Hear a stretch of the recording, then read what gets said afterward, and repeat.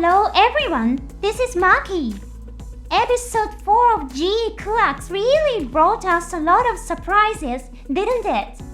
It seems that many fans were captivated by Shiiko Sugai's gentle demeanor off the battlefield and her intense actions during combat. In fact, there is an interesting debate going on in Japan about her. The topic is could Shiiko be a cyber Newtype? It's definitely a bold theory. But is there really a chance that she's a cyber Newtype? Let's look into this possibility today. Just a quick announcement. On my channel, I'm currently looking for supporters through the membership program. For just 99 cents a month, you can get a name badge and comment stamps. Alright, let's dive into the analysis. A cyber Newtype is the result of attempts to artificially create new types, which are considered an advanced form of humanity. The Zeon forces were the first to begin this line of research, and the Earth Federation began their own efforts a little later. After the war in Universal Century 0079, the Earth Federation absorbed Zeon's research facilities and scientists, allowing them to advance the studies even further. Even remnants of the defeated Zeon forces continued the research. This is based on the original setting of Universal Century. In the world of GQuuuuuuX, cyber Newtypes have not yet officially appeared. So why are people speculating that Shiiko might be a cyber Newtype? It all comes down to the name of the colony where Shiiko lives.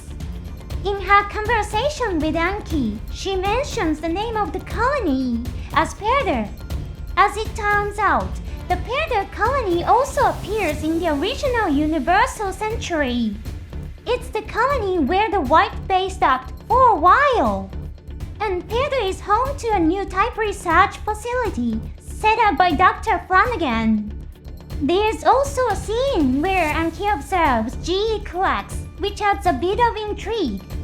After coming into contact with the Omega Cyclone, there's a subtle change in her expression. Then she turns to Amate and says, "I'm impressed you were able to operate that." Some fans have wondered if Anki might be connected to the new type research facility. There's even speculation that Anki was the person who called just before Shaoyer started watching the clan battle.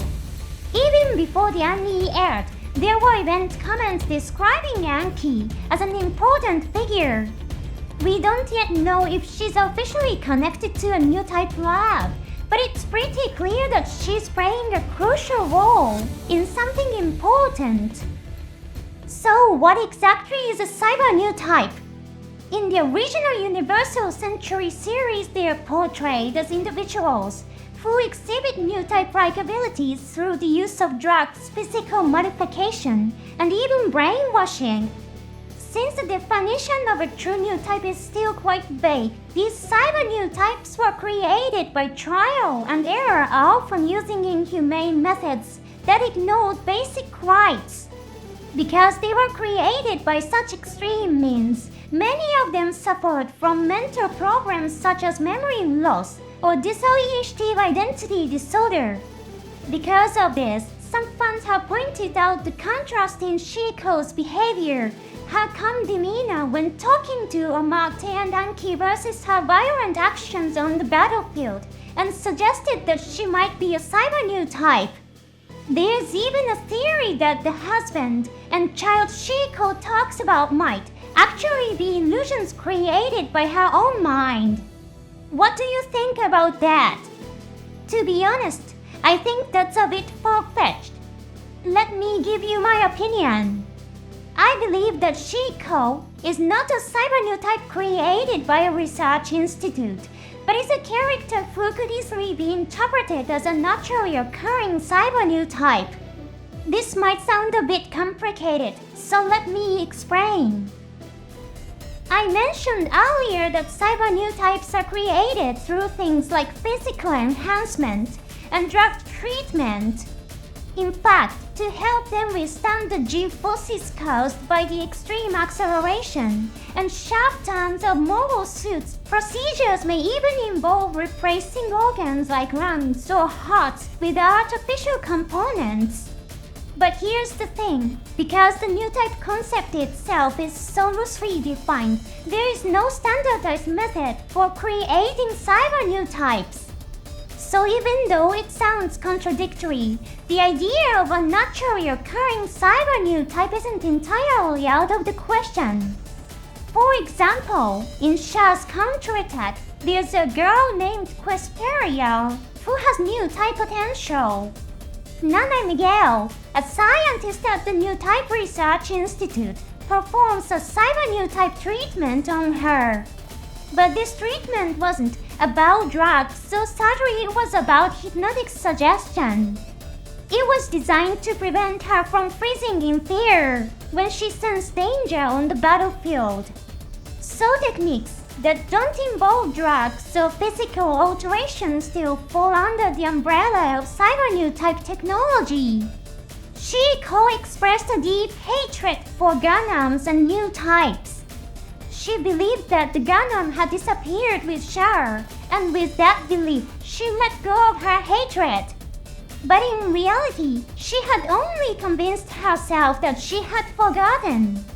The moment she realized that the Gundam had returned, she rushed to fight it.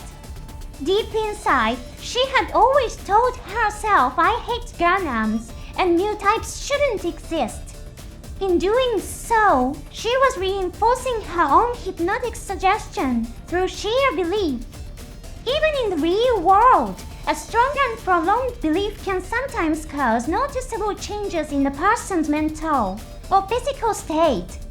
It's not too far-fetched to interpret Shiiko as someone who became a naturally occurring cyber Newtype by placing a mental suggestion on herself through her own hatred. Of course, I admit that this is a rather bold and unconventional theory. However, simply dismissing the discussion that has arisen among fans by saying that strange isn't very interesting, so I tried to come up with my own positive interpretation. If you'd like, I'd like to hear. What do you think? By the way, have you noticed? Just before Shiiko's death, there was a subtle but important change. A highlight, the little green dot light often seen in the eyes of characters, appears in her pupils. Until the final moment, there was no highlight in Shiiko's eyes at all. So the sudden addition was clearly intentional and meant to convey something. Other characters who also lack highlights in their eyes are Shalia Bull and Shuji Ito. Interestingly, in Universal Century 0079, Shalia Bull had highlights in his eyes. Meanwhile, the protagonist Amate has highlights in his eyes. We don't have a clear answer yet, but this detail with the highlights in the eyes may symbolize something important. As new characters appear in future episodes, it might be fun to see if they have highlights in their eyes from the beginning. Thanks for watching all the way to the end. I'll see you in the next episode.